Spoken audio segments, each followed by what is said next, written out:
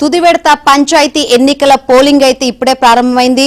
ఇప్పుడే జనం voter centre కి వెళ్లి పోలింగ్ సెంటర్ కి వెళ్లి ఓట్లు అయితే వినియోగించుకుంటున్నారు. ఖమ్మంలో ఎటువంటి సిచ్యువేషన్ ఉందో తెలుసుకుందాం. మరిన్ని వివరాలు అందించేందుకు మా ప్రతినిధి శ్రీధర్ లైవ్ ద్వారా సిద్ధంగా ఉన్నారు. శ్రీధర్, ఖమ్మం వ్యాప్తంగా ఎన్ని పోలింగ్ స్టేషన్స్ ఏర్పాటు చేశారు?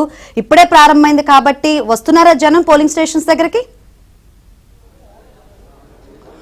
Good morning Shankari. ఖమ్మం జిల్లాలో గ్రామ పంచాయతీ ఎన్నికల 3వ విడత పోలింగ్ షెడ్యూల్ ప్రకారం ప్రారంభమైంది. ఉదయం 7 గంటలకి పోలింగ్ని అధికారులు ప్రారంభించేశారు. ఇప్పటివరకు ఖమ్మం జిల్లాలో జరిగిన 2 విడతలు, మొదటి దఫా, 2వ దఫా గ్రామ పంచాయతీ ఎన్నికలు ప్రశాంతంగా జరిగాయి. ఈ 3వ దఫా గ్రామ పంచాయతీ ఎన్నికల పోలింగ్ను కూడా ప్రశాంతంగా పూర్తి చేయాలన్న సంకల్పంతో అధికార యంత్రాంగం కట్టుదిట్టమైన ఏర్పాటు చేసింది, ప్రత్యేకమైన ఏర్పాటు చేసింది. ప్రస్తుతం మనం ఖమ్మం జిల్లాలోని తల్లాడ పోలింగ్ కేంద్రం వద్ద ఉన్నాం.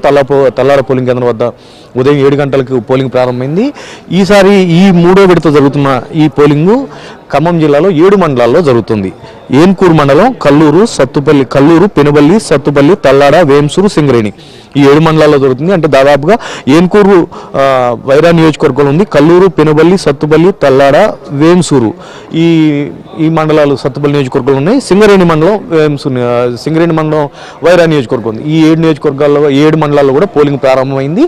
పోలింగ్ కేంద్రాలకు ఉదయం 6 గంటల నుంచే ఓటర్లు చేరుకుని క్యూ లైన్లో ఎదురు చూస్తున్నారు. 7 గంటలకు పోలింగ్ ప్రారంభమైంది. 1 గంట వరకు పోలింగ్ జరుగుతుంది. 1 గంట తర్వాత పోలింగ్ని పూర్తి చేసిన అధికార యంత్రాంగం 2 గంటల నుంచి కౌంటింగ్ కూడా ప్రారంభింపజేస్తుంది. ఈ 7 మండలాల్లో 168 పంచాయతీలు, 1372 వార్డులకు ఎన్నిక జరుగుతుంది. 2,44,283 మంది ఓటర్లు తమ ఓటు హక్కును వినియోగించుకోబోతున్నారు.